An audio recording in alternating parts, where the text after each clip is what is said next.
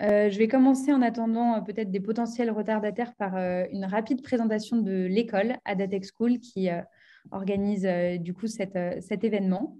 Et puis après, je vais laisser la parole aux intervenants et intervenantes pour se présenter. Du coup, sur Adatech School, c'est une école d'informatique qui a deux particularités très fortes. La première, c'est la pédagogie alternative. Donc, c'est une école où on apprend en faisant, où on apprend en pratiquant. Donc, vous allez apprendre l'informatique en codant, ça tombe bien. Donc, ça fonctionne par projet. Il y a deux types de projets, des projets qui durent 2 semaines, qui sont des projets collaboratifs en groupe et des projets notions sur lesquelles vous pouvez approfondir vos connaissances. Du coup, pour vous donner les grandes lignes de cette pédagogie par rapport à ce qui existe dans l'école classique, il n'y a pas de prof, mais il y a des encadrants qui sont là du coup pour vous coacher, vous encadrer, répondre à vos questions. Il n'y a pas de notes, mais il y a des badges qui sont d'ailleurs derrière moi, que vous validez tout au long de la formation. Et on va en parler ce soir, qui sont à la fois des hard skills et des soft skills. Et il n'y a pas de cours, mais il y a ce fonctionnement par projet. Si vous voulez en savoir plus sur l'école, Salomé, qui travaille aussi à Adatech School, va vous envoyer la brochure de notre école. Comme ça, vous pourrez avoir toutes les informations. Et le deuxième pilier, la deuxième grande mission d'ADA, c'est de rendre la tech plus inclusive. Par plus inclusive, on veut dire accessible à toutes et à tous. Donc, il y a un premier combat qui est celui de rendre la tech plus accessible aux femmes. Donc, à Adatech School, on a 70% de femmes dans l'école, donc ce qui est un peu à l'encontre des chiffres qu'on peut observer en école d'ingénieurs en informatique, puisqu'il y a plutôt 10% de femmes, soit qui étudient l'informatique, soit qui sont développeurs ou soit qui sont développeuses. Du coup, par diversité, on inclut aussi tout type de diversité, origine, milieu, orientation sexuelle. Donc, vraiment rendre la tech accessible à toutes et à tous. Donc, voilà pour la présentation de l'école. Ce soir, vous êtes inscrit à un événement qui va du coup parler des soft skills et surtout ceux qui font la différence lors d'un recrutement tech. Donc, si vous êtes dans le milieu de la tech, que vous soyez développeur, développeuse ou dans des boîtes tech, quels soft skills sont importants et surtout comment les mettre en avant. Nous, on a choisi de faire cet événement parce qu'il y a une autre grande conviction à Adatech School, c'est que le métier de développeur, ce n'est pas simplement savoir maîtriser une technique, savoir juste coder. C'est aussi un métier qui demande beaucoup de soft skills ou qu'on peut appeler aussi des savoir-être. Il y en a un qui est assez, parfois pas très connu, qui est par exemple celui de savoir travailler en équipe. Il y a un stéréotype qui existe, qui est que le développeur est solitaire dans son garage. Non, du coup, c'est un soft skills qui est super important, par exemple, de savoir travailler en équipe. Pour vous donner un exemple, on l'abordera plus tard. Du coup, à Adatech School, c'est vraiment quelque chose qui se trouve au cœur de la pédagogie, puisque comme je vous le disais, pour évaluer leurs compétences, les apprenants, ils valident des badges qui valident à la fois des hard skills, donc vraiment des compétences techniques qu'ils ont pu acquérir, et des soft skills.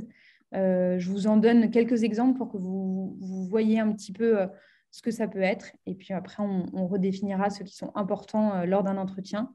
Donc, pour vous donner des exemples, il y a par exemple valider le soft skills de l'automotivation, de la connaissance de soi. Donc, comment je communique sur mes limites, comment je gère mon stress. Il y a des soft skills de curiosité et de networking, des soft skills, c'est important dans une formation de prise de parole en public. Donc, tout ça, c'est des choses qui font pleinement partie de la formation à Adatech School. Donc, du coup, on va se poser la question ce soir de quelles qualités font véritablement la différence en entretien. Il y a Moïni, Sophie, Aurélie et Angèle qui sont là pour nous faire leur retour sur, selon eux et elles, quels sont les soft skills importants. Du coup, je vais vous laisser chacun et chacune vous présenter et nous dire quel est votre rôle, votre poste et nous expliquer aussi très brièvement aussi votre parcours. Et puis ensuite, on va rentrer dans le vif du sujet avec quelques questions que j'ai pour vous. Donc, juste petite parenthèse. Moïni, Sophie et Aurélie sont de Decathlon, qui est notre partenaire. Et du coup, elles sont là à leurs différents postes pour nous conseiller sur les soft skills. Voilà, du coup, je vous laisse vous présenter chacune et chacun. Ok, parfait, merci. Claire pour cette intro. Bah, si vous voulez, moi je vais commencer par me présenter. Donc enchantée. Moi je suis Moïni. Je travaille effectivement chez Decathlon en tant que Talent Acquisition Specialist. Je suis également très intéressée par les questions d'inclusion et de diversité qui me prennent beaucoup de temps et beaucoup d'énergie ces temps-ci puisque c'est un sujet qui le mérite. Moi j'ai 15 ans d'expérience essentiellement dans les ressources humaines et j'ai rapidement choisi de me spécialiser dans le recrutement. Il y a 15 ans, le recrutement, j'avais pas de téléphone portable, LinkedIn n'existait pas, j'avais le beau teint et un annuaire d'ancienne école, d'ancien élève d'HEC par exemple ou de Polytechnique. Donc, vous avez le droit de m'appeler le dinosaure si vous voulez. J'aime beaucoup ce métier, j'aime beaucoup le contact, j'aime beaucoup l'échange, j'aime beaucoup la rencontre. Je me suis rapidement spécialisée dans le secteur de la tech parce que je trouve que c'est un secteur qui est ouvert à beaucoup de personnes. C'est un secteur où les personnes vont être passionnées, vont vouloir apprendre, vous parler de leurs projets. Et je suis très fière de faire un petit chat qui danse en Scratch et un toucher-coulé en Python. Donc, ça fait partie de mes petites fiertés. Et à côté de ça, moi, je suis passionnée de sport. J'aime beaucoup le fitness.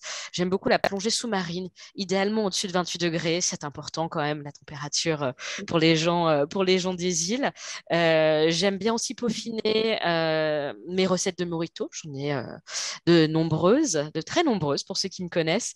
Et quand j'ai un peu de temps aussi, je passe mon temps à courir après mes 2 enfants en bas âge pour éviter qu'ils se tuent accidentellement de manière stupide. Voilà. Et je suis assez active sur LinkedIn. Du coup, n'hésitez pas, si vous voulez un moment pour suivre la discussion, à m'inviter. Avec grand plaisir. Super. Moïni, tu pourras peut-être nous mettre ton profil LinkedIn. Ouais, ça marche. Et merci pour cette présentation hyper complète. Je vais tâcher de prendre la main. Alors moi, c'est Sophie. Bonjour à tous et toutes. Alors moi, pour le coup, j'ai fait des études assez généralistes de management. Et c'est après avoir intégré Decathlon sur des rôles orientés commerce que j'ai choisi de me spécialiser dans le recrutement de talents.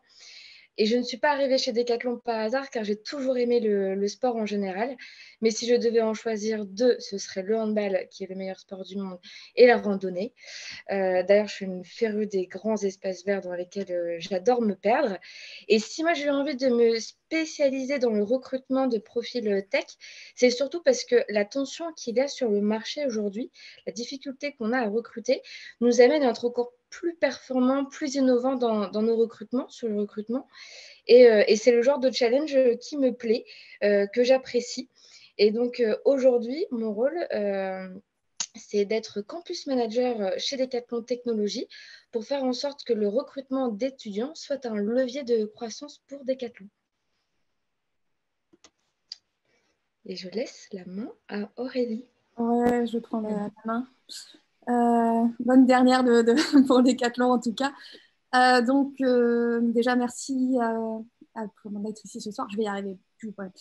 Donc, je m'appelle Aurélie. Pour aller rapidement sur mon parcours, tout ce qu'on a parlé au niveau de la reconversion, ça me parle beaucoup parce qu'après un bac S, donc scientifique, pour ceux qui, il y a peut-être des très jeunes qui ne connaissent pas ce que c'était, j'ai été en art appliqué, voilà, en école d'art appliqué, pendant 4 mois. Après, je me suis vite rendu compte que ce n'était pas vraiment mon truc. Du coup, j'ai passé beaucoup de temps devant les téléfilms de Noël en décembre, jusqu'à ce que mon frère me dise, bon, écoute, va peut-être falloir trouver quoi faire après. Et si tu veux, viens en informatique, puisqu'il était en informatique. Il y a une rentrée en février au DUT informatique, tu vas voir, c'est vachement bien. Du coup, je suis allée en février en me disant, j'ai pas grand-chose à perdre. Au pire, je fais 6 mois et je trouve autre chose en septembre. Et voilà, j'y suis toujours. Donc après mon DUT informatique, j'ai travaillé pendant 6 mois pour récupérer quand même une rentrée normale. On est bien quand même en rentrée normale. J'ai été en école d'ingé à l'UTC à Compiègne et j'ai été auto-entrepreneur pendant cette époque également, travaillé en tant que développeuse. Et à l'UTC, au salon École Entreprise, J'ai rencontré quelqu'un de chez Decathlon qui, au bout de 5 minutes, me montrait une vidéo de sa fille en train de faire du skateboard et qui me proposait bien visiter le site à Lille. Et c'est comme ça que j'ai fait mon stage de fin d'études chez Decathlon à Lille et je suis jamais partie. Ça fait 4 ans que je suis chez Decathlon. Mon rôle, c'est responsable d'application. Donc, c'est assez large. On en aura peut-être l'occasion d'en discuter. Il y a plein de responsabilités. Je fais aussi du développement. Je fais de la relation avec le métier. Il y a plein de choses super intéressantes. Et c'est pour ça, voilà, parler un peu de tout ça que je suis là ce soir. C'est tout pour moi. Trop bien. Merci Aurélie. Et toi, Angèle, du coup, donc côté Adatech School. Oui, très rapidement. Donc, je suis le responsable pédagogique de la Tech School. Donc, je m'occupe vraiment du parcours que vont suivre nos apprenantes pendant les 9 mois à l'école et ensuite en alternance aussi. Et du coup, on travaille beaucoup sur les soft skills, sur vraiment quel est le profil d'une développeuse ADA. Et c'est pour ça que ce soir, on voulait vous parler un petit peu de comment on aborde les soft skills chez ADA. Pour mon histoire, donc, je suis ingénieur de formation. Après, j'étais product manager chez Criteo, que vous connaissez peut-être. Et peut-être mon fun fact, c'est je suis mexicain et moi, j'aime bien faire de margarita. Donc, si tu veux, Moïni, on peut échanger de recettes de margarita de Mexico. Avec grand plaisir. On peut même faire une petite compétition. Ok, très bien. Soft skills ou hard skills, la margarita? Ah, ça dépend. Ça dépend du dosage. Ok, bon bah super. Merci pour vos présentations. Alors, si vous voulez, on va commencer par entrer dans le vif du sujet. Chacun et chacune, quelle est votre définition du terme soft skills? Comment vous l'appropriez? Alors pour nous, les soft skills au sens littéral, ce sont les compétences douces, en opposition aux hard skills qui signifient les compétences dures. Mais autant vous dire que compétences douces et compétences dures en entretien, ça ne veut pas dire grand-chose. Donc pour vulgariser, les hard skills, ce sont les compétences dites techniques, comme par exemple la capacité à programmer. Là où les soft skills, ce sont des compétences plutôt dites comportementales, comme l'aptitude à résoudre des problèmes, l'intelligence émotionnelle, la communication ou même la gestion du temps, par exemple. Ce sont des soft skills.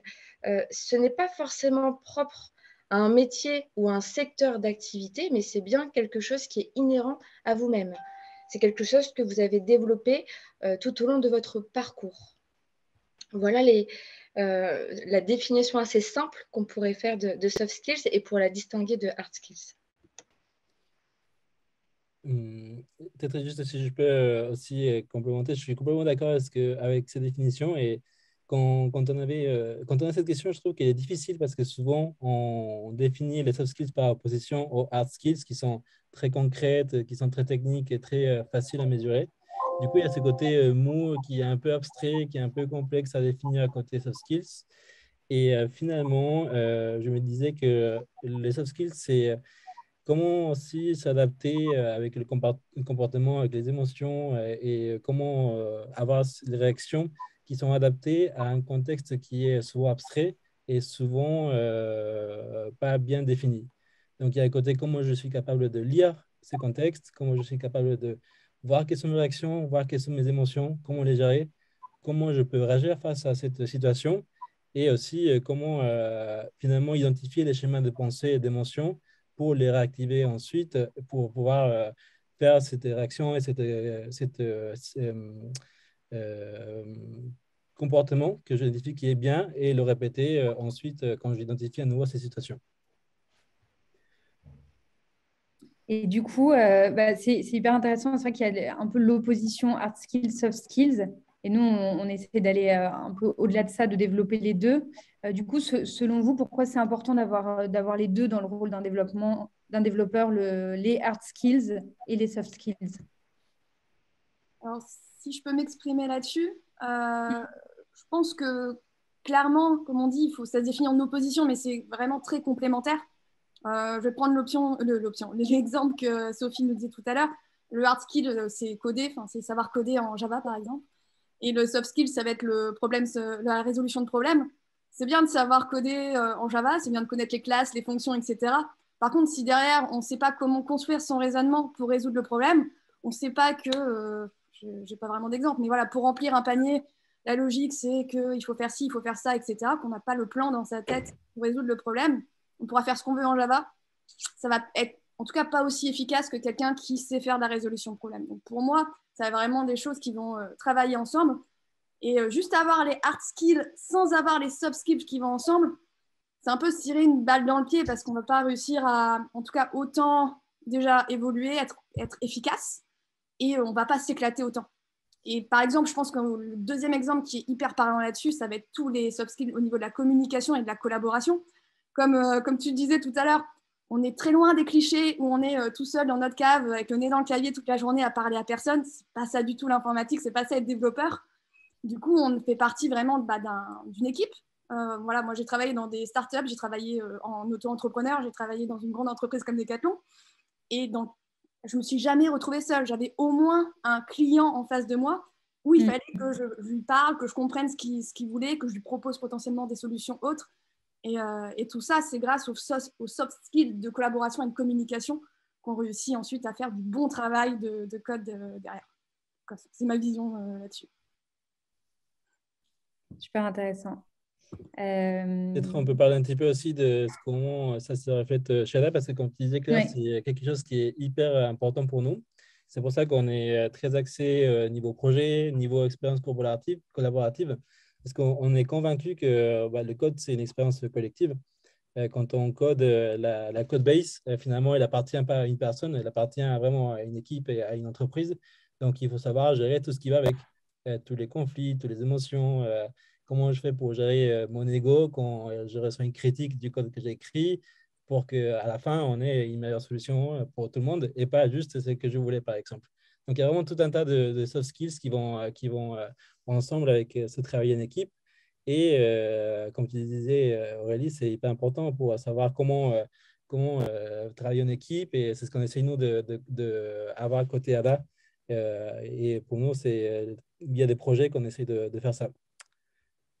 Totalement. Et vraiment, je suis totalement d'accord avec toi sur ce que tu viens de dire. Moi, j'ai déjà eu le cas dans une équipe d'un développeur qui n'acceptait pas les commentaires sur son code, qui le prenait vraiment dans son ego. Et clairement, c'est pas possible si on ne se remet pas en question. Voilà, on n'évolue pas. Et donc, c'est un soft skill qui est très, très utile de savoir se remettre en question, d'avoir du recul sur soi-même, etc. Donc, totalement d'accord avec toi. Il y a peut-être un dernier soft skill aussi dont tu parlais, Claire, au début, qui est l'autonomie, par exemple. C'est quelque chose qui est aussi super important pour nous, côté ADA, parce qu'on est convaincu que le milieu de la tech, c'est un milieu qui évolue très rapidement, et que ce soit d'un point de vue technologie, d'un point de vue accès à l'information, d'un point de vue organisation et équipe qui change dans une entreprise. Donc, c'est hyper important aussi ce côté soft skills pour savoir s'adapter en continu. Et ce qui finalement aussi passe par ces côtés, je gère mes émotions, je sais comment gérer le stress si jamais il y a une nouvelle technologie que je viens de retrouver, que je ne connais pas. Donc, il y a aussi ces émotions et ce stress qu'il faut gérer. Et c'est via finalement des soft skills. Je veux bien rebondir sur ce que tu dis, Angel, parce que je trouve ça très intéressant et clairement, moi, j'ai envie un peu de souligner l'importance des soft skills. En fait, pour moi, dans les communautés de recruteurs, on a toujours pas mal de débats enflammés. C'est assez sympa, on vous invitera un jour. Mais effectivement, il y a eu beaucoup de débats des dernières années sur qu'est-ce qui était important quand on recrutait. Il y a quelques années, il y a à peu près 5-10 ans, ce qui était important, c'était l'expertise. Et typiquement, quelqu'un qui avait 14 ans d'expertise en développement Java était bien meilleur dans les standards que quelqu'un qui avait 12 ans, ce qui n'a pas forcément beaucoup de sens aujourd'hui. Aujourd'hui, pour revenir sur ce que tu disais, ce qui est important, c'est vraiment l'évolution. Tu es dans un monde qui évolue, tu as des technos qui vont évoluer et clairement, dans 5-10 ans, on sera sur peut-être des langages de programmation qui n'existent pas aujourd'hui. Donc, ce qui va faire la différence, ça va être la capacité de s'adapter et d'apprendre de nouveaux langages et de nouvelles technologies. Donc, le débat, si on le reformule, ça va être expertise versus couteau suisse. Et aujourd'hui, ce qui est en train de gagner la bataille, c'est vraiment les compétences qui peuvent s'apparenter à du couteau suisse. Et aujourd'hui, en fait, ce qu'on se rend compte du côté de l'entreprise, c'est que quand on recrute que sur les hard skills, on a des soucis. Parce qu'on a des collaborateurs qui, d'une part, ne s'intègrent pas forcément très bien. On a beaucoup plus de ruptures de période d'essai et on n'a pas forcément des collaborateurs qui vont aller loin dans l'entreprise.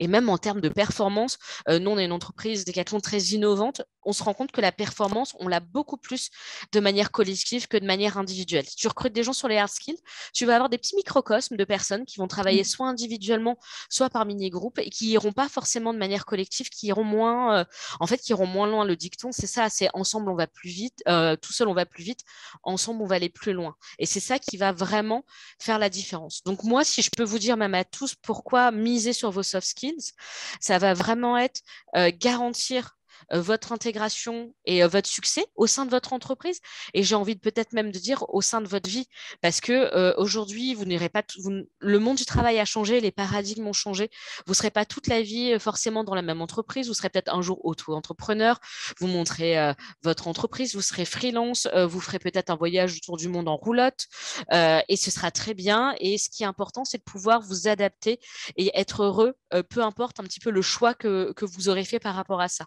Donc, effectivement, le fait de miser sur ces soft skills, pour moi, vous permettra de réussir à ce niveau-là, de vous différencier et d'autre part, que si vous rejoignez une équipe, quelle qu'elle soit, de maximiser la réussite des gens qui seront autour de vous parce que vous allez les aider à rayonner.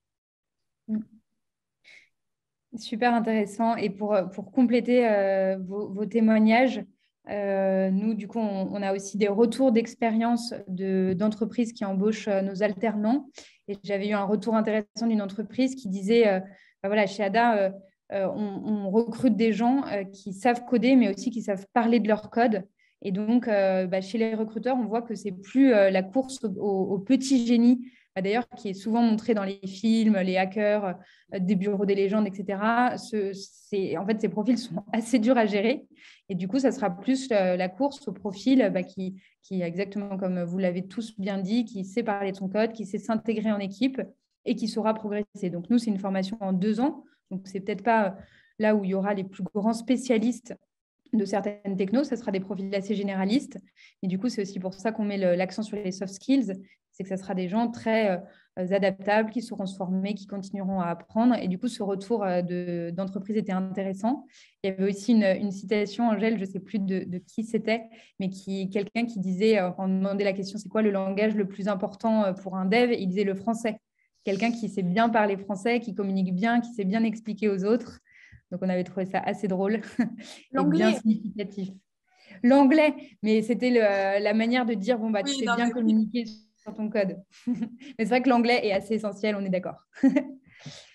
Du coup, venons-en au vif du sujet. Donc, parmi ces soft skills, selon vous, quels sont les plus importants à mettre en avant en entretien et du coup, de facto, les plus importants dans le monde de l'entreprise, dans son rôle de développeur?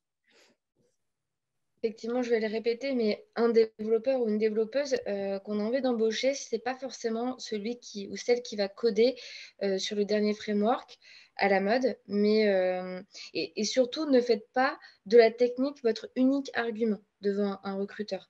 Nous, aujourd'hui, on a choisi de vous mettre 4 soft skills très concrets à mettre en avant, qu'il faut mettre en avant, qu'on trouve très important pour évaluer les candidats. Vous allez vous différencier davantage en nous montrant votre capacité d'apprentissage et on verra un peu plus tard comment le mettre en avant, mais également votre capacité à prendre du recul, à remettre vos pratiques ou votre code en question et à anticiper les difficultés. Ça se traduit par être à l'aise pour partager les bons résultats, mais aussi les difficultés que vous avez traversées et comment vous les avez surmontées. Une troisième soft skills, on l'a déjà évoqué, savoir communiquer. Par exemple, vulgariser le vocabulaire technique pour les non-initiés, pour le rendre accessible à tous, à un client potentiel qui ne partage pas du tout le même langage. Ça, c'est aussi une soft skills très importante à mettre en avant, que vous pouvez mettre en avant en entretien, et votre capacité également à collaborer, à interagir avec l'équipe. Pour rejoindre l'adage de Moini, seul on va plus vite, ensemble on va plus loin. Pour le coup, c'est une réalité concrète sur le terrain. Et c'est hyper important pour vous de pouvoir mettre en avant aussi cette capacité que vous avez à interagir avec différentes parties prenantes. Je me permets de rebondir sur ce que tu viens de dire, Sophie. C'est exactement, je suis complètement d'accord avec toi et c'est des discussions qu'on a eues avec plusieurs entreprises qui sont partenaires avec ADA. Il y a vraiment ces soft skills qui ressortent. Et il y a peut-être juste un dernier point qui semble un peu plus abstrait, mais qui commençait un peu à sortir aussi, c'est la capacité d'impact qu'il y a dans une entreprise. C'est-à-dire qu'il n'y a pas juste seulement le code, mais finalement, qu'est-ce que tu veux apporter en tant que développeur à une entreprise, que ce soit aussi ton énergie, ton engagement, cette envie de connaître plus, de la curiosité. Enfin, c'est un peu une synthèse de tout ça, de tout ce qu'on vient de dire, mais qui se ressent un petit peu en entretien. C'est qu'est-ce que tu vas donner de plus à Decathlon, par exemple. Donc, ça peut aussi passer, par exemple, par un côté produit, par exemple, de commencer à questionner sur la finalité des technologies pour être au service d'un client, d'être au service de la société, comment je fais pour poser plus de questions et que d'autres développeurs qui sont plus seniors dans une équipe n'auront pas l'envie ou le réflexe de poser. Ces genres de choses qui, finalement, vont catalyser les équipes et qui vont faire que tout le monde va aller plus loin parce qu'on apporte cet impact. Et justement, sur les soft skills, du coup, que tu as cité, Sophie, est-ce que vous avez des exemples de comment, du coup, ils se mettent en place en entreprise? Qu'est-ce qui fait que, en fait, ça change les choses dans vos projets? C'est quoi les applications concrètes de ces soft skills une fois dans le monde de l'entreprise? Alors, si je peux répondre là-dessus, du coup, je pense qu'il y a un peu deux catégories dans les soft skills qu'on a citées. Il va y avoir communication et collaboration, qui sont clairement pour le travail en équipe. Donc, c'est vraiment un incontournable. On ne travaille jamais seul. On est des fois sur une mission en solitaire, mais on est toujours dépendant de tout un écosystème avec lequel on doit communiquer, on doit collaborer. Par exemple, chez Decathlon, on a beaucoup d'équipes informatiques différentes. On a par exemple une qui va s'occuper plus de l'infrastructure, une autre du réseau, une autre voilà, des applications spécifiques. Si on ne sait pas discuter, collaborer, savoir des fois voilà, un peu ce qu'on appelle de politique, il faut savoir bien parler, bien pouvoir négocier pour avoir ses priorités, etc., qui soient mises en avant. Si on ne sait pas faire ça, on va avoir du mal à aller au bout du projet, en tout cas de façon optimale. Donc voilà, dans l'entreprise, on n'est jamais seul, que ce soit au niveau de son projet ou de la totalité de l'entreprise. C'est hyper important de savoir communiquer et collaborer. Ce sont bien deux choses différentes. Je ne sais pas si on l'a bien dit, mais communiquer, voilà, je veux faire passer une idée, collaborer, on travaille ensemble vers un but commun. Et les deux en entreprise, c'est là-dessus, c'est à l'échelle du projet et à l'échelle de l'entreprise où on va pouvoir. Et la deuxième partie, pour moi, ça va être tout ce qui va être apprentissage. Comme l'a très bien dit Sophie et Moïni aussi, c'est que aujourd'hui, on travaille sur des technologies. Moi, clairement, j'ai travaillé, je pense, sur 4-5 langages depuis que j'ai commencé à travailler. Et c'est vraiment pas ça qui est important. C'est toute la capacité de résolution de problèmes qui a été derrière. Et en fait, apprendre un langage, finalement, je pense que c'est ce que vous faites chez ADA. Et moi, ce que j'ai appris aussi en école d'ingé, c'est on apprend à apprendre. Et c'est ça vraiment le meilleur skill. Si vous arrivez facilement à apprendre, vous irez où vous voulez. Et grâce à ça, je dirais même, si je peux me permettre, Aurélie, je dirais même, on apprend aussi à désapprendre. Oui. Apprendre à désapprendre, c'est très important. Excuse-moi. Ce qui était bon pour un projet ou pour une période donnée ne va pas forcément être bon à un autre moment. Donc, il faut, là, c'est, je pense, la capacité à se remettre en question et à pas à désapprendre, comme tu dis, des fois pour faire autrement. Tout évolue. Et l'apprentissage, ça va aussi vous permettre, comme on l'a dit, de rester compétitif, que ça soit dans l'entreprise pour potentiellement changer de poste, changer de mission, changer de projet. Pas vous ennuyer, mine de rien, parce que quand on fait tout le temps la même chose et qu'on reste au même endroit, c'est confortable, mais on va finir par s'ennuyer, c'est pas bon pour vous. Voilà. Faire de la veille, évidemment, vous allez rester intéressant pour l'entreprise. Donc, on aura envie de vous faire évoluer, de vous mettre à des endroits où vous allez pouvoir donner encore plus. Et voilà. Moi, si je peux juste donner un petit exemple personnel. Donc, je suis arrivée, je travaillais sur les ressources humaines en tant que responsable d'application. Donc, voilà, je gérais les besoins, les développements, etc. Et il y a eu un projet qui est arrivé sur tout ce qui est la donnée humaine, voilà, gestion de la donnée, de la data, des collaborateurs avec la collecte, la qualité de données et l'exploitation des données derrière. Et voilà, moi, à part en école d'ingé il y a 4 ans, ça fait longtemps que je n'ai pas fait de big data, d'analyse de données, etc. Mais j'ai dit, allez, banco, on y va. Et du coup, j'ai intégré l'équipe. Et en fait, l'apprentissage, alors des fois, c'est un peu dur de se remettre dans un process d'apprentissage. Mais dès qu'on est dans un écosystème qui va nous pousser à le faire, voilà, on est dans des équipes data, on a des formations qui nous sont proposées. En plus, on a la chance chez Decathlon, on a quand même un gros catalogue de formations. Et c'est grâce à ça que j'ai pu changer finalement de périmètre et aller vers un périmètre data, alors qu'à la base, j'étais pas du tout là-dedans. Et c'est bon pour moi parce que je change de périmètre, c'est intéressant, je m'amuse, c'est un peu un second souffle. Et c'est bon pour l'entreprise parce qu'en plus, je viens avec tout ce que j'ai appris dans le milieu des ressources humaines qui va pouvoir m'aider pour les données des ressources humaines. Il y a un petit lien quand même. Voilà, un petit exemple pour voir un peu comment, quand on change de secteur, l'apprentissage, ça peut aider. C'est top. Moi, je veux bien rebondir sur une question de Thomas dans le chat que je trouve intéressante. Et bon, après, il y a plusieurs questions, donc je vais commencer par répondre à la première qui me parle.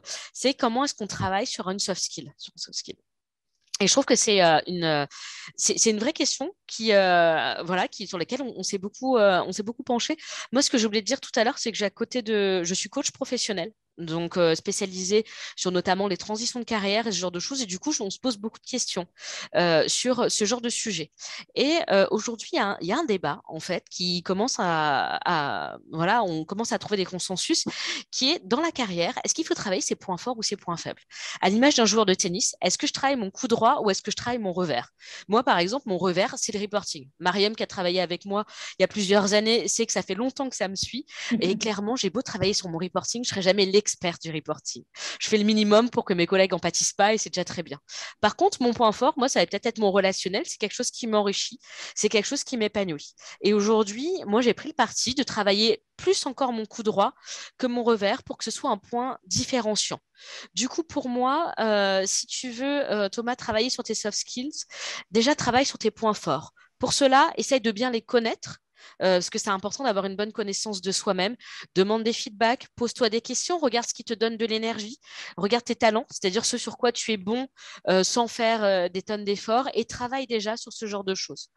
Ensuite, pour moi, si tu as des points faibles ou des axes d'amélioration, on peut le dire un peu différemment, dis-toi qu'à côté de ça, tu auras toujours la qualité qui sera associée.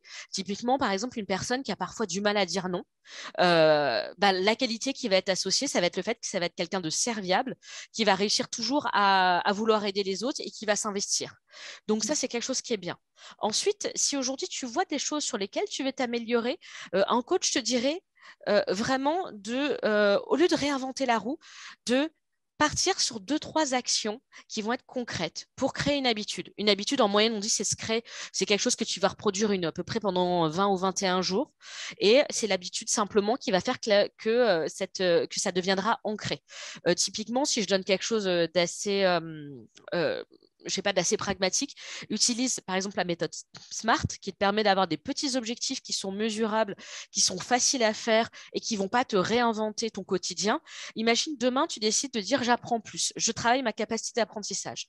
Qu'est-ce que tu peux faire? Tu peux te dédier du temps pour apprendre. Clac, tu te dédies 2 plages par semaine où tu dis je fais de la veille et j'apprends sur tel sujet, 2 ou 3 moments par semaine. Tu peux essayer de dire je partage avec une communauté, avec un Slack de personnes qui font mon métier ou sur LinkedIn. Comme ça, du coup, tu vas sur le partage. Je me fais une reading list et je me dis, à la fin du mois, j'ai lu 3 livres ou 2 livres sur ce sujet-là.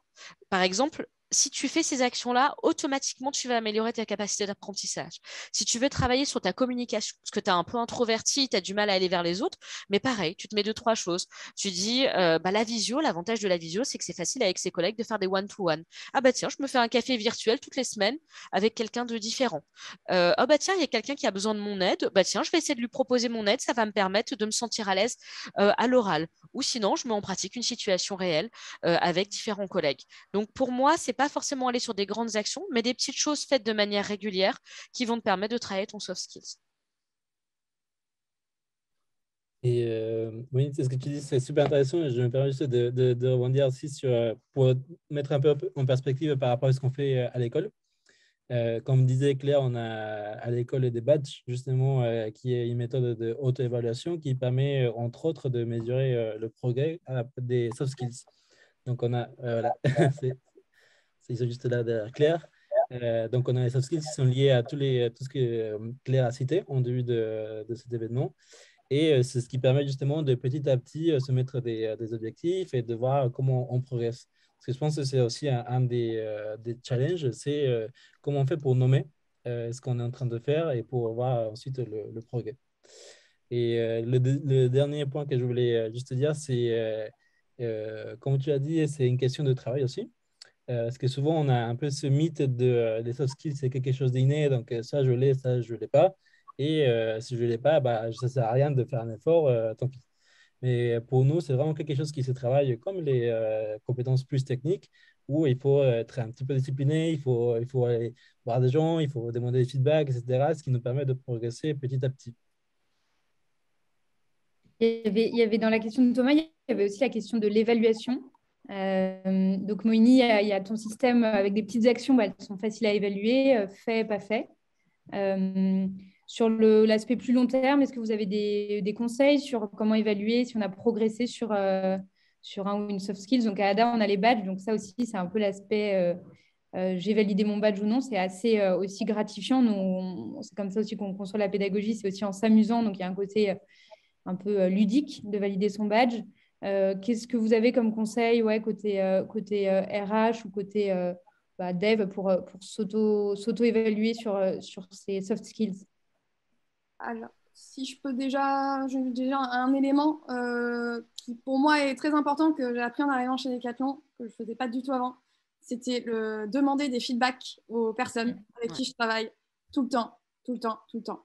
Voilà, pas juste à la fin de l'année quand il y a l'évaluation de fin d'année qui arrive, voilà, mais d'envoyer à chaque fois que je travaille avec quelqu'un sur un projet, qu'on arrive au terme de quelque chose, dire voilà, on a travaillé sur tel sujet ensemble, soit demander un feedback général. Qu'est-ce que tu penses de notre collaboration? Est-ce que tu vois des axes d'amélioration dans moi, ce que je fais ou ce que j'apporte, etc. Ou même si je veux, voilà, je sais que je ne sais pas, la communication, c'est un truc qu'il faut que je travaille. Potentiellement dire, voilà, je travaille en ce moment ma communication. Est-ce que tu peux me faire des retours?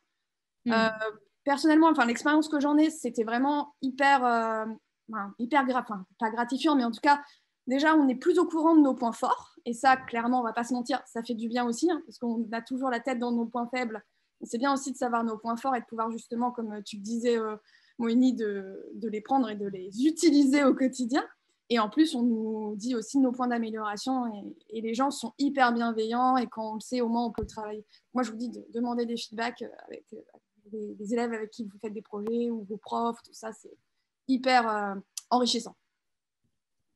Oui, effectivement, je rebondis parce que c'est une méthode chez Decathlon, mais il y a plusieurs méthodes qui existent, mais cette culture du feedback, elle est très ancrée.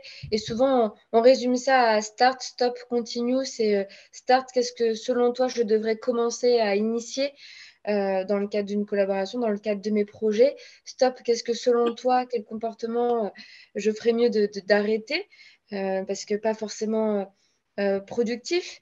Et continue, c'est quels sont les axes que je dois continuer encore de développer. Et cette réflexion start, stop, continue, c'est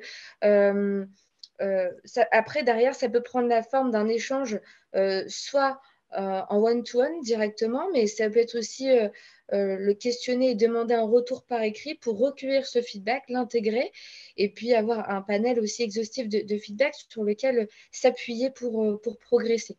Nous, en tout cas, c'est de cette manière dont on l'appréhende en entreprise. Alors après, vous me dites si je peux avancer, mais par rapport aux tips, ce qu'on souhaitait aborder avec vous, c'était aussi comment illustrer, montrer par des exemples lors d'un entretien qu'on a une compétence savoir-être. Parce que bien sûr, arriver et dire je suis hyper collaboratif, bien entendu que vous n'avez aucun intérêt à vous dévaloriser lors d'un entretien. Par contre, il y a un petit enjeu sur la narration de la gestion d'un projet qui va pouvoir valoriser vos qualités. Si on fait référence aux soft skills qu'on vous a partagés précédemment et qu'on vous préconise vraiment de mettre en avant, on a cité par exemple la capacité d'apprentissage. Moïni, d'ailleurs, vous a donné des tips pour le développer.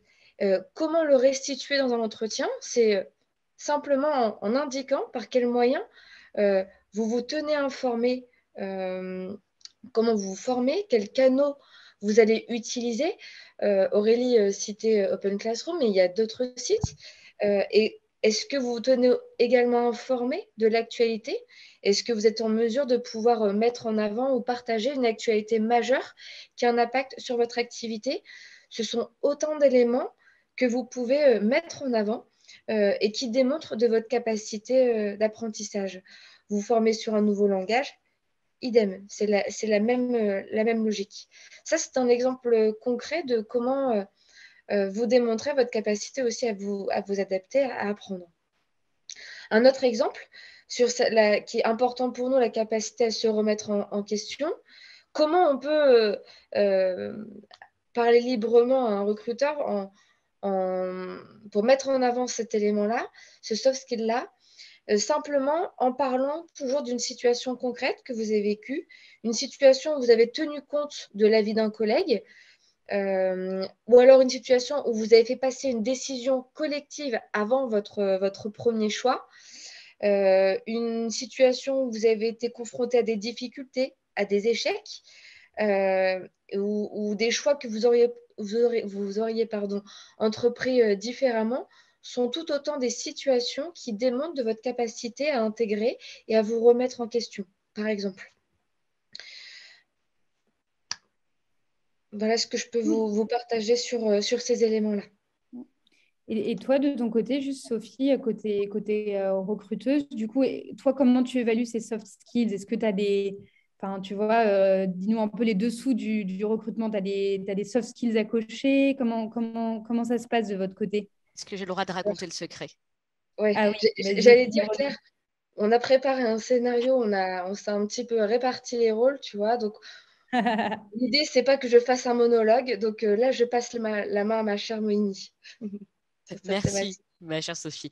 Alors, bon, effectivement, quelques petits tips. Et la vraie question, c'est chez nous, chez Decathlon, comment est-ce qu'on évalue les soft skills? Clairement, c'est le premier filtre chez Decathlon. On ne va pas recruter quelqu'un qui a les compétences tech, mais qui n'a pas les valeurs. Et aujourd'hui, on ne recherche pas des clones, hein, on cherche vraiment des personnalités qui vont se retrouver, qui vont être très diverses, mais qui vont se retrouver avec certaines valeurs communes, qui vont être celles de l'entreprise. Ça nous permet de travailler ensemble, d'être innovants et du coup de continuer, en fait, en tout cas, nos bons résultats. Aujourd'hui, chez Decathlon, on pratique ce qu'on appelle les entretiens structurés. Alors, je ne sais pas si vous en avez tous entendu parler, mais du coup, ça veut juste dire que sur les entretiens, notre priorité, c'est l'expérience du candidat. Bye bye l'interrogatoire. On essaye vraiment de fournir une bonne expérience au candidat. Et comment est-ce qu'on va le faire? On va poser des questions ouvertes qui vont permettre à la personne d'avoir un boulevard pour s'exprimer, pas des petites questions fermées où la personne peut juste répondre par oui ou par non. Et c'est des questions situationnelles. Ça veut dire qu'on va leur demander de nous raconter des choses qui leur sont arrivées. L'objectif, c'est de mettre les gens en confiance et aussi de pouvoir bien les évaluer sans les mettre en guillemets, dans une situation où ils seront trop tendus. Et nous, ça nous permet d'avoir beaucoup d'informations. Et ça nous donne aussi un bon référentiel pour les évaluer. Il y a aussi un chiffre, moi, qui me fait un peu flipper. C'est, je ne sais pas si vous avez été sensibilisé au sujet des biais cognitifs. Ça veut simplement dire que notre cerveau nous ment et que parfois nos intuitions ne sont pas forcément les bonnes. Les entretiens structurés permettent de limiter les intuitions qui vont pas forcément être justes et d'aller sur des choses beaucoup plus ouvertes où on donnera sa chance à tout le monde. Et ils disent qu'en fait, dans les recruteurs, tu en as 90% qui vont se faire l'idée sur le candidat en moins de 2 minutes.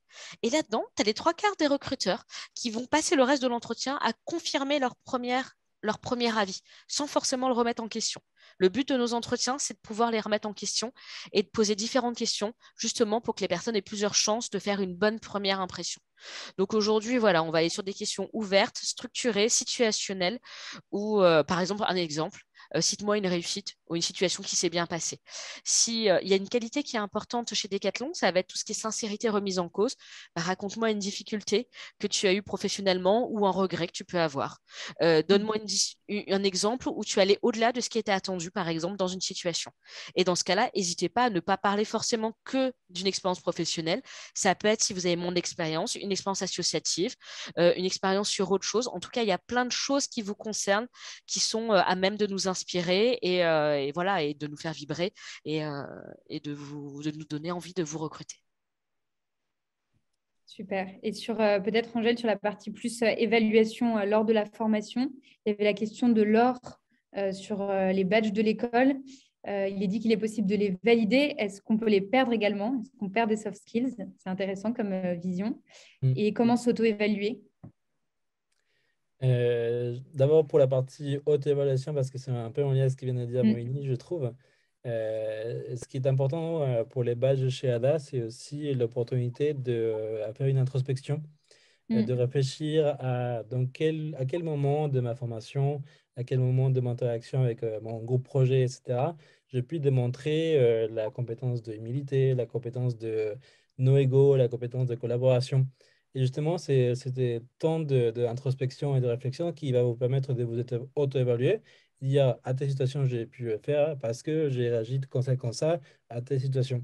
Et c'est à ça qui va vous aider aussi après à préparer les entretiens, comme tu disais, Moïni, où on va vous demander de réfléchir à comment vous avez réagi dans telle situation. Vous avez déjà préparé ça parce que avec les badges, vous avez déjà fait ce temps de réflexion et du coup, vous avez plus d'éléments pour répondre à ces questions-là.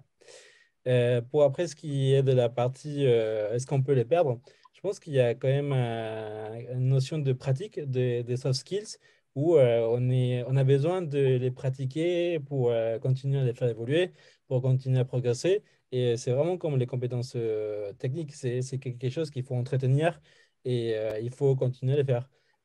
Chez Ada, tu ne vas pas perdre tes badges parce qu'on ne va pas considérer au bout que ça a une date de péremption, ces soft skills, mais c'est quand même quelque chose qu'il faut continuer à pratiquer. Et juste Ouais, une dernière chose, je pense qu'on ne s'en rend pas compte quand on est étudiante. En tout cas, moi, je ne me rendais pas compte quand j'étais étudiante. J'avais vraiment en tête, je vais parler de mes cours, je vais parler des projets que j'ai fait en cours. Alors, c'est vachement bien, hein, mais après, on a tous fait à peu près les mêmes projets. Les profs sont pas... Alors, ça dépend des écoles, hein, je ne veux pas accuser, mais en tout cas, par exemple, à l'université, les profs... ils ont 3 projets qui font tourner dans l'année. Mais voilà, on a tous à peu près le même diplôme, les mêmes capacités. Et ce qui va nous différencier, c'est tout ce qu'il y a autour. Donc, ne pas hésiter à mettre en avant les assos, des projets perso. Si vous êtes parti, je ne sais pas, sac à dos à l'aventure avec juste votre sac à dos pendant un mois, pendant des grandes vacances, et ben ça aussi, c'est des choses qu'il faut mettre en avant parce que ça montre plein de choses sur votre personnalité, sur les skills que vous devez avoir. Enfin, la capacité d'adaptation quand on part comme ça, le sac à dos en vacances, c'est impressionnant. Donc, essayez de penser en dehors de les cours, l'école, le milieu scolaire. Vraiment, ouvrez-vous l'esprit. Vous êtes largement plus que ça. Voilà. Personnellement, vas-y. Excuse-moi, vas-y. Ouais. Merci, désolée, je t'ai coupé sur la fin. Mais ça reboucle hyper bien la question de Stella qui s'inquiétait sur le fait qu'elle était en reconversion et qu'elle a développé des soft skills dans les années précédentes, qu'elle peut prouver. Est-ce que les soft skills doivent être en lien avec l'informatique ou pas du tout? C'est des soft skills qui sont importants dans le milieu de l'informatique, mais que bien sûr, tu auras développé dans d'autres expériences.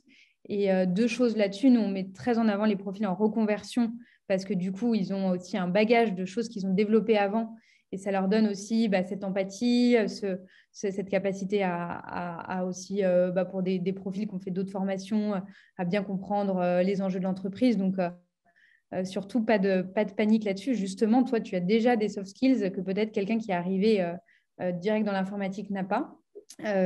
Et pour vous donner du coup des informations aussi sur le recrutement à ADA, nous, c'est un recrutement qui se fait sans prérequis technique. Donc, du coup, pour recruter dans une école d'informatique, on recrute sur quoi? On recrute sur les soft skills et il y a tout type de profils, des profils post-bac, des profils en réorientation et en reconversion. Et pour des personnes qui n'ont pas une grande vie professionnelle derrière eux, on va évaluer 100% de ça, quoi. C'est au cours de projets associatifs, de voyages, de même initiatives familiales. Et voilà, moi, je me souviens d'un coup de cœur d'une fille de 17 ans qui m'expliquait qu'en fait, elle avait pris en main toute l'organisation du mariage de sa sœur et elle me montrait par A plus B comment elle avait géré le projet. Et c'était top et super intéressant. Donc, voilà, c'est intéressant. Donc, il y aura, hein, quand vous êtes un peu plus avancé, quand même, le besoin de montrer des soft skills que vous avez cultivés au sein de projets informatiques. Mais les autres permettent aussi de montrer que c'est des choses que vous activez aussi dans votre vie perso et que c'est top. Il y avait donc n'hésitez pas, comme la conférence touche bientôt à sa fin, à poser toutes vos questions. Il y avait une question que moi j'avais vue quand je m'étais renseignée un peu sur les soft skills qui revenait souvent. Il y a un peu quelque chose qui revient où on croit que les soft skills, ça s'exprime beaucoup aussi quand, dans l'attitude, donc quand on est en présentiel en face de la personne. Et il y a toute une problématique de comment aussi bien mettre en avant ces soft skills lors d'entretiens en remote, lors de télétravail, parce que c'est vrai qu'il y a aussi des choses qui passent dans le comportement. Est-ce que vous avez des tips là-dessus Alors, comme on l'avait évoqué plus tôt avec Moïni, aujourd'hui, on applique la méthode des entretiens structurés. Et en amont, en tout cas pour que cette méthodologie fonctionne, la priorité, c'est de bien, pour l'entreprise, définir en amont son besoin et de s'appuyer sur une grille de compétences qui aide aussi en fait à se concentrer sur l'échange avec le candidat ou la candidate pendant l'entretien. Aujourd'hui, nous, on ne voit pas de grande différence entre les entretiens classiques. On se disait même que ça pouvait même être une opportunité pour certains candidats, sous réserve bien sûr d'avoir une attitude qui soit professionnelle.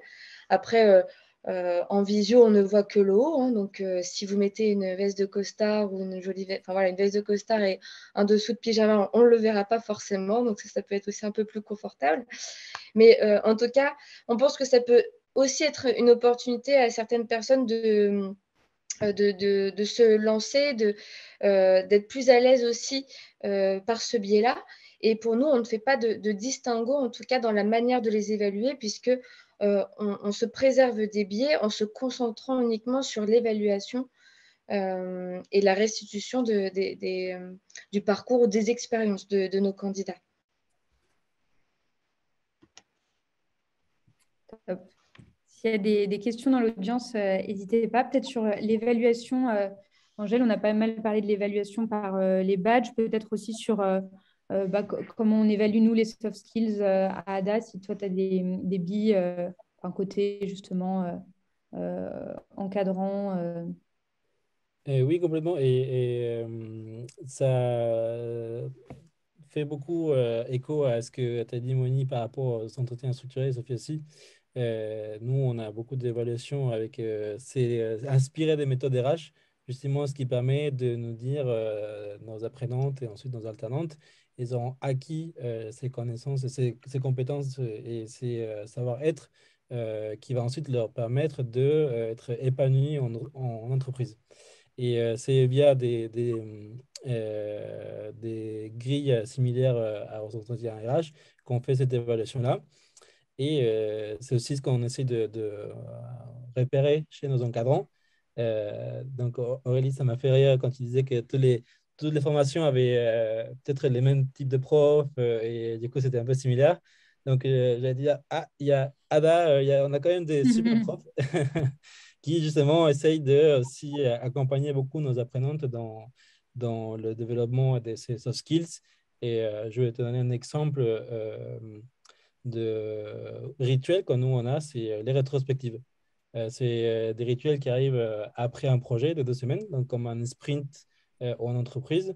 Et pendant ces rétrospectives, on a nos apprenantes qui vont dire ça, c'était bien, ça a bien marché, on va continuer. Ça m'a rendu triste, ça m'a énervé, du coup, on va peut-être arrêter. Ça, on va commencer la prochaine fois.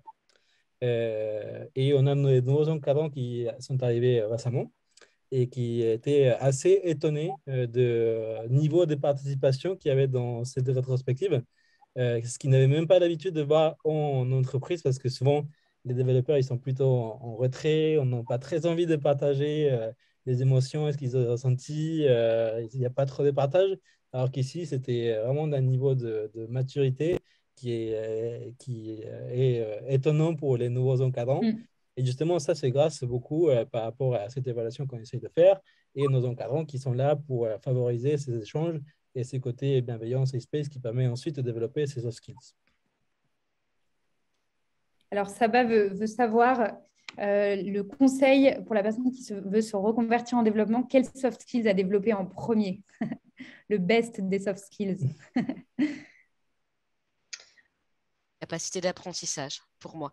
Capacité à repartir de zéro, à être capable de construire quelque chose. Donc voilà, et aussi capacité à atteindre ses objectifs et à faire preuve de détermination. Parce que c'est chouette de vouloir se reconvertir, mais quand on montre qu'on a déjà gravi quelques échelons, qu'on a déjà commencé à faire un MOOC, qu'on s'est déjà renseigné sur des choses, ben en fait, ça permet de montrer vraiment plus sa détermination. Moi, je te dirais ça.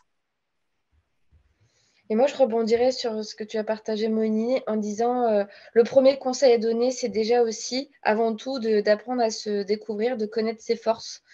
Et je pense que ce travail d'introspection va t'aider, comme on le partageait plus tôt, à travailler sur tes atouts. Donc moi, ce serait ça le conseil que je te donnerais, c'est apprendre à identifier ton coup droit et ton revers, pour reprendre le langage sportif. Est-ce que vous avez d'autres questions? Ah, Ah, juste si je peux me permettre, par rapport au télétravail, on a vu les entretiens en remote. Mm. Juste rapidement sur le télétravail en lui-même, une fois qu'on a Oui. passé l'étape de l'entretien, je Mm. trouve personnellement que ça met encore plus en avant les soft skills, justement. Je vais prendre l'exemple de la communication. Quand vous êtes toute la journée au bureau avec votre équipe, on va dire qu'à un moment, vous êtes bien obligé de communiquer, même si c'est juste en hochant la tête quand on vous dit quelque chose.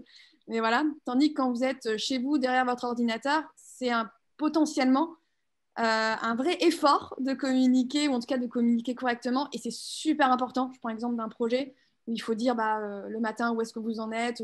Un exemple, voilà, il y a les délits, etc. Et ça devient encore plus important quand on est en télétravail. Parce que voilà, il faut se donner la peine de le faire. Que ce soit la collaboration, la gestion du temps également. Vu qu'on n'est pas en présentiel, la gestion du temps, elle est beaucoup plus... quand vous êtes toute la journée chez vous, vous savez bien que le temps passe pas pareil que quand vous êtes au bureau. Donc, pour moi, là, l'avènement du télétravail qui est encore plus forte avec la crise sanitaire, ça met encore plus en avant les soft skills, notamment communication, gestion du temps, collaboration. Donc, faites attention à ça, préparez-vous. C'est différent aussi quand on est en télétravail que quand on est sur site. Voilà. Je voulais juste rajouter ça. Canon. Super intéressant et je suis d'accord avec toi que en fait, il faut encore plus travailler dessus à distance. Alors, il y a une question de Thomas que je n'ai pas très bien compris.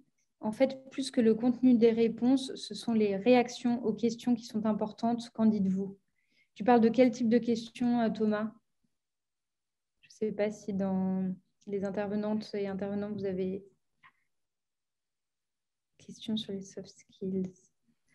Ah oui, d'accord. Quand on te pose une question, oui, donc c'est Moïni qui donnait les exemples. Ouais. Si tu veux répondre. Ouais, avec plaisir. Je suis tout à fait en phase avec toi, Thomas. En fait, c'est pas forcément, si ça peut être bien sûr, on va écouter ce que la personne va dire, hein, mais c'est plus que simplement l'exemple qui va être précité, c'est ce qu'on en retient, c'est la manière dont la personne le présente et c'est ce qu'elle va en retirer. Voilà. Et c'est ça pour moi qui fera la différence parce qu'on va pas juger aucunement la situation qui s'est produite, mais ce qui va nous intéresser, c'est ce que la personne a pu développer, c'est comment elle a réagi par rapport à la situation et ce qu'elle en retire aujourd'hui. Voilà. Et c'est pour ça qu'il ne faut pas hésiter à parler des situations qui potentiellement on pense négatives, voilà, un échec, un projet qui s'est pas passé comme on veut. Le recruteur, lui, tout ce qu'il veut voir, c'est comment aujourd'hui la vision que vous avez dessus, le recul que vous pouvez avoir. Donc, il faut vraiment se détacher un peu des sentiments négatifs que vous pouvez avoir sur certaines expériences et au contraire en montrer le positif qu'aujourd'hui vous pouvez en tirer. exactement. pour rebondir, l'idée aussi, c'est pour aller dans le sens, enfin, pour bien distinguer en tout cas par rapport à la question de Thomas, c'est que l'exemple est hyper important parce que entre coder en Python en toucher-couler et puis créer une application de e-commerce, il y a un énorme gap. Donc, bien entendu, si tu nous parles d'avoir beaucoup de difficultés à faire ce petit jeu versus les gros projets qu'on peut voir, bien entendu que là, il n'y aura pas adéquation. Ça ne suffira pas à nous convaincre. Donc, il y a bien une question de fond. Pour nous, le plus important dans les expériences que vous avez pu adresser, que ce soit universitaire, professionnel, c'est le rôle que vous avez pu jouer et la valeur que vous avez créée dans ce projet. Quel a été votre impact et surtout le projet que vous avez initié a permis de créer quel type de valeur, pas forcément une valeur financière, notamment pour des actions solidaires humanitaires. Donc, c'est vraiment ça sur lequel, c'est sur ces éléments-là, en tout cas, il faut insister. Super. Bah, écoutez, j'ai l'impression que ça sera le mot de la fin, puisque la conférence touche à sa fin. Merci beaucoup à tous les quatre. J'ai trouvé la conférence du coup hyper complémentaire avec du coup la vue des recruteurs, d'une développeuse et de quelqu'un sur la pédagogie. Merci aussi à l'audience. Vos questions étaient ultra pertinentes. Mention spéciale à Thomas qui a écrit mot pour mot la question qui était dans le déroulé.